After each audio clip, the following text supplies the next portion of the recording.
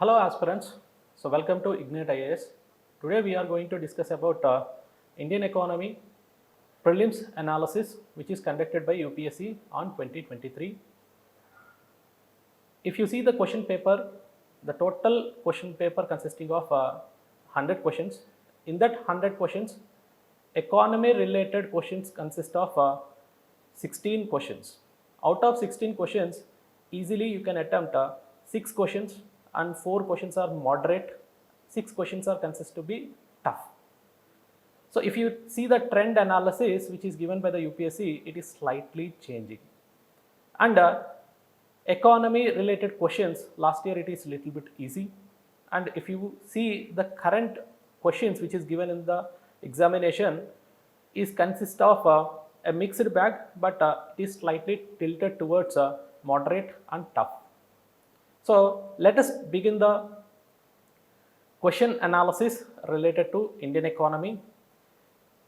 The first question which is given in the examination is a 41 question. The question paper which we are discussing is of set B. So in that first 41 question, consider the following statements. Statement 1 says that interest income from the deposits in the infrastructure investment trusts distributed to their investors is exempted from the tax, but dividend is taxable. So that means first you should understand, so what is InvITs? So what is InvITs? So InvITs are considered to be an instrument. Okay. So it is considered to be an instrument similar to mutual funds. So you know mutual funds is a group of stocks which is controlled by a management company on behalf of the investors. So similar to the mutual funds, this InvITs is a new innovative of the government so as to raise certain funds for the company.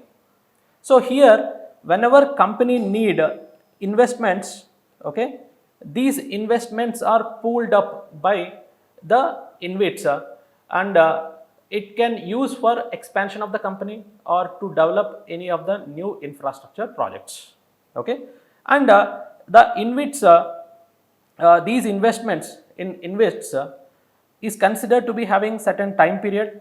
Okay, it will be fixed by the government, and at the same time the investment required for the InvITs is minimum of 10 lakhs, and this 10 lakhs is a huge amount. So that's why whoever are investing in this InvITs are considered to be high net worth individuals. So that means that high net worth individuals can invest a lump sum amount of money in the InvITs. So these InvITs will return certain amount of the interest money and at the same time a dividend to the investors. So here the question is about the interest income from the deposits. So here deposits are nothing but deposits in the InvITs distributed to their investors. That means company is distributing certain interest income to the investor is exempted from the tax. So that is what they are saying. But if you see here, whatever the income, interest income generated through InvITs is taxable. It is not exempted from the tax. Okay, and at the same time the dividend is taxable. So anyway, the capital gains or the dividends which are distributed by companies to the shareholders are considered to be a taxable. There the government is charging capital gains tax, security transaction tax. There are many other tax which are taxable. So that means the first statement itself is wrong. Okay, and second statement, if you consider InvITs are recognized as borrowers under SARFAESI Act 2002. SARFAESI Act means Securitization and Reconstruction of Financial Assets and Enforcement of Security Interests Act 2002. So if you consider recently the government has taken certain decision to bring InvITs into SARFAESI Act. Okay, SARFAESI Act 2002. So this SURFACing Act 2002 is considered to be one of the act designed or passed by the government whenever there is any assets which are considered to be a non-performing assets. So what is the process need to be followed? So here InvITs are considered to be an assets, and these assets can be come under SURFACing Act, so that whenever there is any InvITs are becoming like a non-performing assets, so what is the process need to be followed by the companies or the investors is mentioned in this act. So almost InvITs and as well as REITs, that is also another type of instrument, are considered to be recognized as a borrowers under SURFACing Act. So that is the point you need to remember. So it was released by in a document called as ICRA report. Okay, so that is one of the organization which has released certain report. In that it is mentioned that InvITs are coming under SURFACing Act, or recognized as borrowers under the SURFACing Act. So that's why second statement is correct. So if you see the total all the statements, so first statement is wrong and second statement is correct. So option D is considered to be the correct answer for 41 question. Next 42nd question, consider the following statements. Statement 1, in the post-pandemic recent past, many central bank worldwide have carried out interest rate hike. Okay, that is the first statement. So if you see, so central banks means all the apex banks in various countries. In India it is RBI, okay, and in US it is called as Federal Reserve. So there are many other central banks around the world. So they have increased the interest rates. Okay, so interest rates are increased. Okay, so what is the reason behind the increase in the interest rate? Because of inflation. So you know the inflation around the world has increased. So most of the central banks has increased the interest rates. Okay, so here they are saying the post-pandemic period. So the post-pandemic period is after 2020 and as well as 2021. So most of the central bank worldwide has carried out interest rate hike because of inflation. Okay, and here interest rate hike in the sense it can be increase in the repo rate or any other the bank rate or any other rates controlled by the central banks. So those rates are being increased because of inflation. Okay, next second statement is central bank generally assumes that they have ability to counter the raising consumer price via monetary policy means. Okay, so here the inflation is nothing but most of the countries they have taken a parameter called as consumer price index. Okay, so that can be controlled by various interest rates. That is what given in the second statement. So first statement is correct, second statement is correct, and the second statement is considered to be correct explanation of the first statement. So that's why the option A is correct answer. Next one. Next question is 43rd question, statement 1. Carbon markets are likely to be one of the most widespread tool in the fight against climate change. Okay, so here, so what are considered to be called as carbon markets? So carbon markets are considered to be a trading system. Okay, so trading system. Okay, so in which carbon credits are sold or brought. So that means a particular company can sell the carbon credits and as well as buy the carbon credits. Okay, so here not only companies, it can be individuals as well. Okay, so that means any of the companies who are reducing certain greenhouse gases can trade their reduction of carbon dioxide or any greenhouse gases, and equal amount of the carbon credits can be traded with other companies. Okay, so here if you see the first statement, carbon markets are likely to be one of the most widespread tool to fight against the climate change. So because of these carbon markets, the most of the greenhouse gases are been declining. So if the greenhouse gases are declined, so that is considered to be one of the step to contain so climate change. Okay, so climate change. So that's why first statement is a correct statement. Okay, and carbon market transfer resources from private sector to the state. So that means you all know that the state, which is nothing but the government, is giving certain concessions. Okay, or we can consider certain incentives. To whom it is giving? So it is giving to the companies. So in these companies, most of the time they try to reduce the greenhouse gases. So these greenhouse gases, if at all it is been reducing, then automatically it is considered to be one of the carbon credit. So in which this company can use this carbon credit for trading purpose and sell it to another company. Okay. So whenever it is selling this carbon credit to another company or any other buyer, then it is getting certain income. So this company is getting certain income. So this company, this income is not shared with the state, even though it is getting certain concessions or investments from the state. So that means the second statement is wrong. So the private sector is not transferring any of the resources by which the private company is generating in the carbon market. So it is not sharing with the state. So that means second statement is wrong. So second statement is incorrect and first statement is correct. Option C is the correct answer. Next one. So which one of the following activities of RBI is considered to be part of sterilization? So is considered to be part of sterilization. Okay. So here if you see what is considered to be called as sterilization. Okay. Sterilization. So sterilization is nothing but whenever RBI is doing certain foreign exchange. So foreign exchange operations. Okay. So whenever the RBI is doing any foreign exchange operations, so because of foreign exchange operations, there is a effect on money supply. So effect on money supply, okay, in the country. Okay, in the country.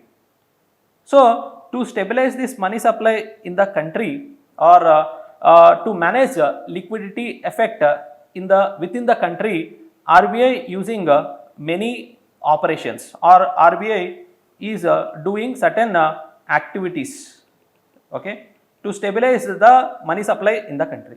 In that one of the option which it is using is open market operations, or it can regulate cash reserve ratio, or market stabilization scheme, or foreign exchange swaps. So these are various activities taken up by the RBI. So whenever it is doing any foreign exchange operations, this process total it is called as sterilization. Okay, so this process it is called as sterilization. So here if you see the answer which is correlated to the question is conducting open market operations is considered to be part of sterilization. Okay, so the answer is E. So next one. So 45th question, consider the following markets. Okay, so statement 1 given as bond market, so call money market, treasury bill market, and as well as stock market. Okay, so how many of the above are included in the capital markets? Okay, so you know total markets in India, so markets are divided into two types. Okay, so first one is a money market and second one is a capital market. So money market is a short term duration market, so less than 1 year, and capital market is greater than 1 year.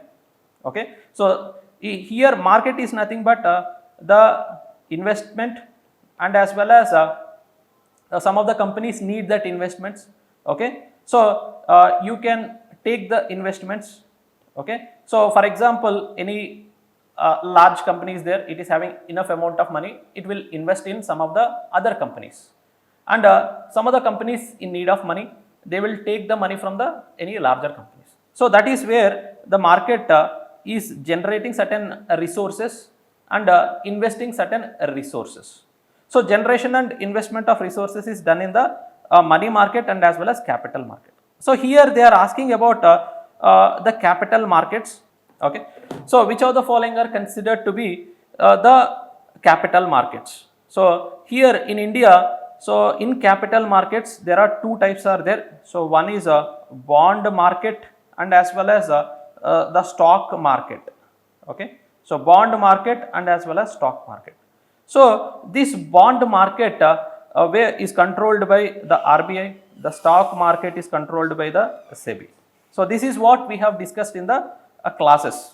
Okay, so the basic stuff is asked in this question. The capital markets include the government bond market and as well as stock market. The option answer for this question is option B. Next one. So which of the following best describes the concept of small farmer large fields? Okay, so this small farmer and as well as large fields, small farmers and large fields are considered to be one of the concept which was proposed in the corresponding research papers by economists, and this concept is asked as a question in the UPSC. So because it is successfully implemented in some of the states like Orissa. Okay, so what is the concept of small farmers? So small farmers, a large field. So what is the concept of small farmers large field? So here in India, you know, so most of the farmers are considered to be the small and as well as marginal farmers. Okay, so marginal farmers. So here the small farmers are greater in number. They don't have the purchasing power parity, less income, and the traditional way of cultivating agriculture. So these are considered to be some of the features of the small and marginal farmers. And at the same time, so if you see in current context, in modern days, so the agriculture is being expanding, and so the corporate farming is coming into the picture, and the large traders are buying certain agriculture production from the farmer. So here the Orissa government has facilitated the small farmers in such a way that the farmers are forming as a groups, and they are being synchronized or having a collective opinion whenever they are doing any agriculture activity. So whether it may be related to the agriculture markets for selling of their agriculture production, or buying of the seeds, or cultivating of the agriculture. So this concept of synchronizing all the farmers and having a better negotiation management facilities and trade with most of the large traders and as well as the large farmers. So then it will enhance the income of the farmers, small farmers and marginal farmers. Production will be increased, productivity will be increased.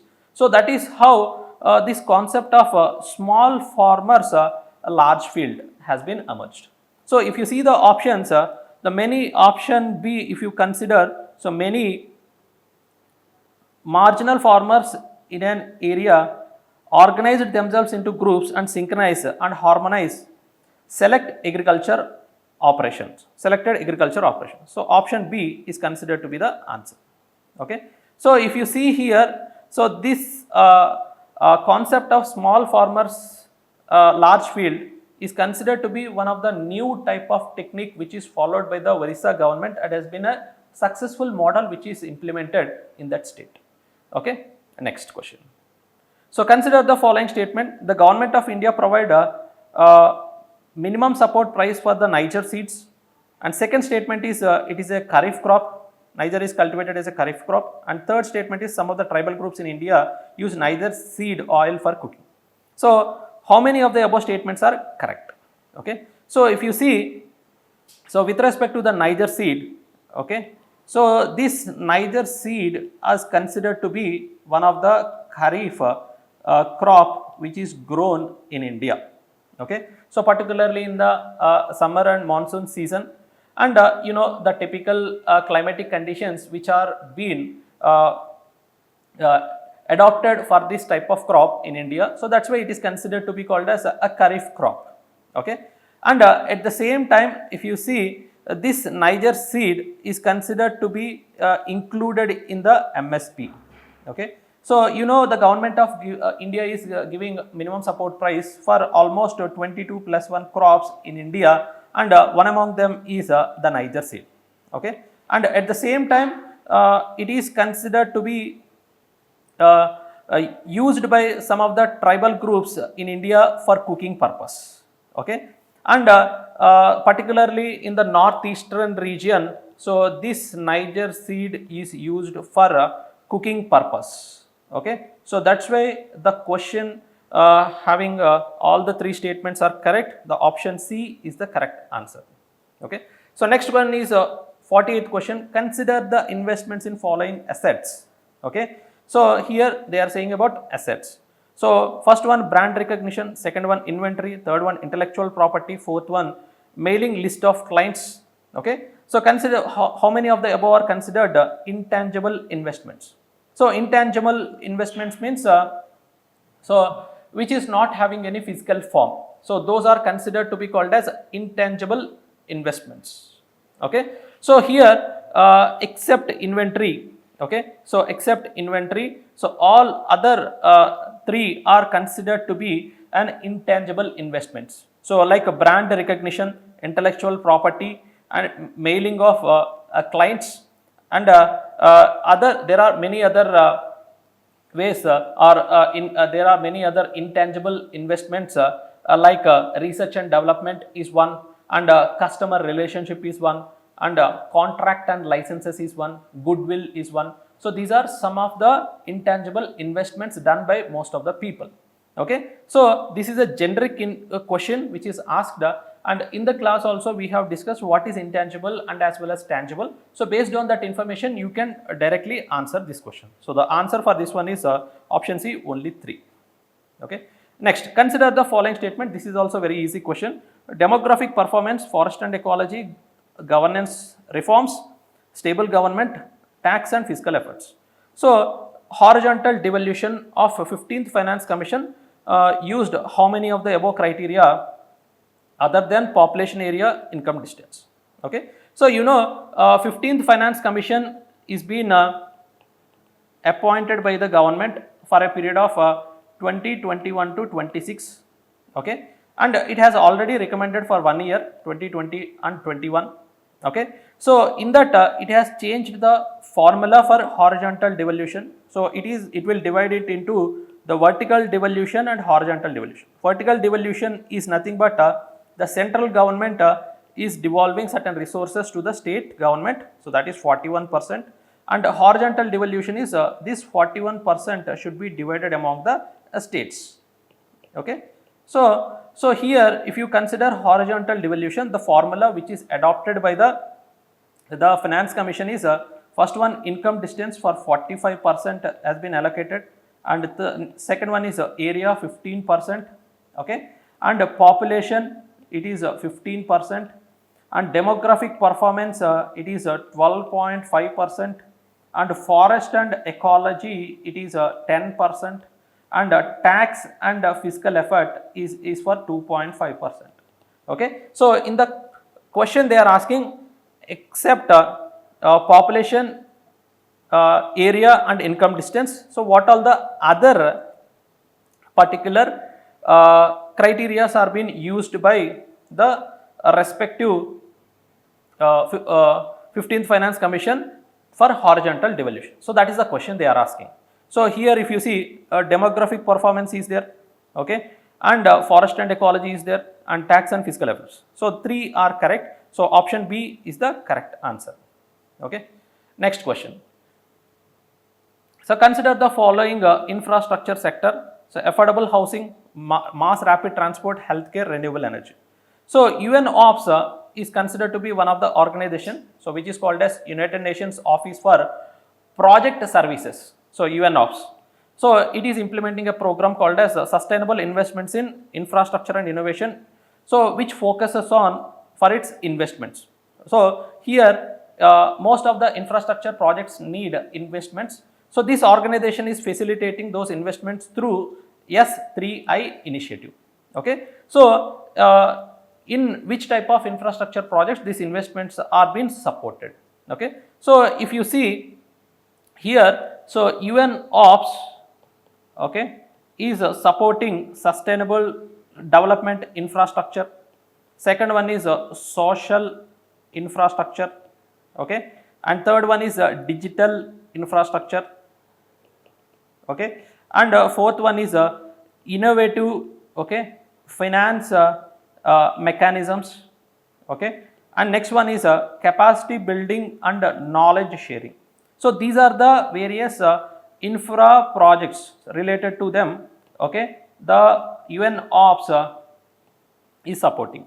So here if you consider sustainable development infrastructure projects, so you can include the corresponding renewable energy, mass rapid transport, and at the same time social infrastructure, if you can include this affordable housing and healthcare. So that means here all the four options are correct. Option D is the correct statement. Okay. Next one, question number 66, consider the following statements. Okay. Statement 1 includes Switzerland is one of the leading exporter of the gold in terms of value. So that is the statement which is given. Okay. Second statement is Switzerland is the second largest gold reserves in the world. Okay. And here they have given two statements. This is a straightforward question. So if you see with respect to the Switzerland, okay, so it is considered to be one of the particular largest exporter of the gold. So it is considered to be exporting large value to the of gold to China and other countries. Okay, the first statement is correct. And second statement, Switzerland is the second largest gold reserves in the world. Okay, second largest gold reserves in the world. So here if you consider the second statement is incorrect, because there are many other countries which are having the gold reserves, so like USA and other countries. So that's why second statement is wrong. So the answer is first statement is correct, second statement is wrong. Option C is the answer. Okay. Next one, consider the following statement. India accounts for 3.2% of global exports. Okay, and at the same time, second statement include many local companies from foreign and some foreign companies operating in India have taken advantage of India's production linked incentive scheme. So among these two statements, if you consider, so India is having an exports of less than 2%. So with respect to the exports of India, it is less than 2%. And at the same time, so if you consider PLI scheme, so this PLI scheme is introduced by the government so as to provide incentives to the companies who are producing more number of goods. So almost 1.97 lakh crores are being distributed to the 14 sector companies. So the companies related to the 14 sectors in a duration of 5 years. So here, because of this PLI scheme, so most of the foreign companies and as well as indigenous companies are being able to benefit and produce more number of goods and create employment and economic development. So if you coming to these statements, first statement is wrong, second statement is correct. Okay, so option D is the correct answer. Okay, next question. So consider the following statement with reference to India. So according to MSME Act 2006, so medium enterprises are those machinery between 15 crores and 25 crores. So this is the first statement given. And second statement, all bank loans to MSME enterprises quality under priority sector. So you know the government has changed the MSME definition, okay, recently in 2017 and 18. So according to the MSME definition, so manufacturing and as well as service sector is having a common definition, in which the criteria they have taken is the investments and as well as turnover. Okay, so turnover as a criteria. So investments for here they are asking about the medium enterprises, so medium scale industry. So investments should be more than it should be between so more than 10 crores and less than 50 crores. So between 10 to 50 crores, and as well as turnover should be more than 250 crores. Okay, so that is the criteria. So which is not satisfied here, it should be 10 and 50. So that's why this statement is wrong. And you know the RBI has included MSMEs okay into the priority sector. So priority sector, So all the banks can lend certain financial resources to these MSMEs. So that's why second statement is correct. Okay. So if you consider this, only 2 is the correct statement. Okay. Next, with reference to the central bank digital currencies, consider the following statements. So here they have given 2 statements with respect to the central bank digital currencies.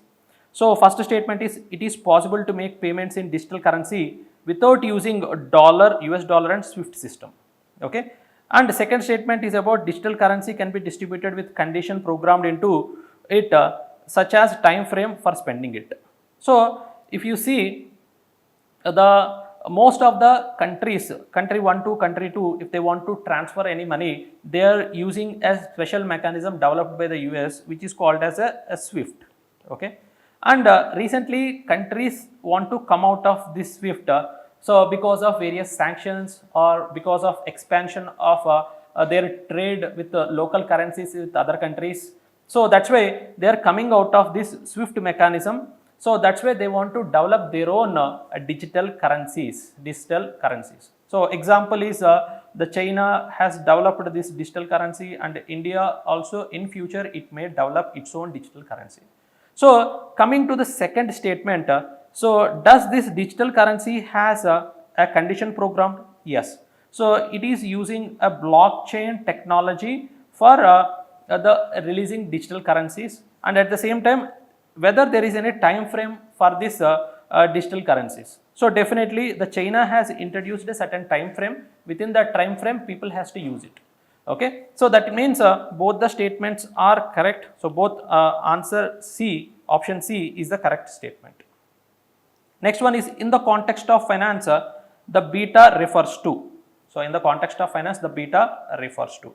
So the beta is the term which is used in most of the disciplines like mathematics and other disciplines. So even in finance they are using this term called as beta. So this beta is nothing but whenever there is any fluctuations in any of the stock. Okay. So for example, you can take Adani Ports or Adani Enterprises. Okay. So because of Hindenburg report, Adani stocks are been increasing and as well as decreasing altogether, and it is also impacting the overall, okay, so overall market. Okay. So market. So here the beta refers to the it is a statistical value, so which quantifies or which measures how the stock will be varied compared to that of overall market. So that is considered to be called as a beta with respect to finance. So that is the point you need to remember. Next, another question is, consider the following statements. Self-help group programmed was originally initiated by the State Bank of India by providing microcredit to financially deprived. Second statement is, self-help groups, all the members of groups take responsibility for the loan that an individual members take. And third statement is, regional rural banks, scheduled commercial banks support SHGs.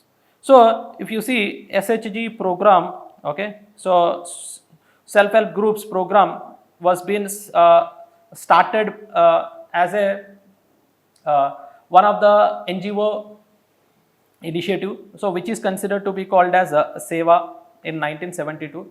So which has been adopted by the various organizations. So the government organization which has adopted this self-help groups initiative by the NABARD, it is not by SBI, okay, and started initiating SHG bank linkage program, okay, so linkage program, okay, and this SHG is considered to be a collective effort of all the people who are part of it. Even though individuals are taking certain loans, okay, then it is a collective responsibility should be taken by the group for the individual loans as well. And here, so most of the organizations recognized by the NABARD and as well as various other organizations are giving certain loans under SHG bank linkage program.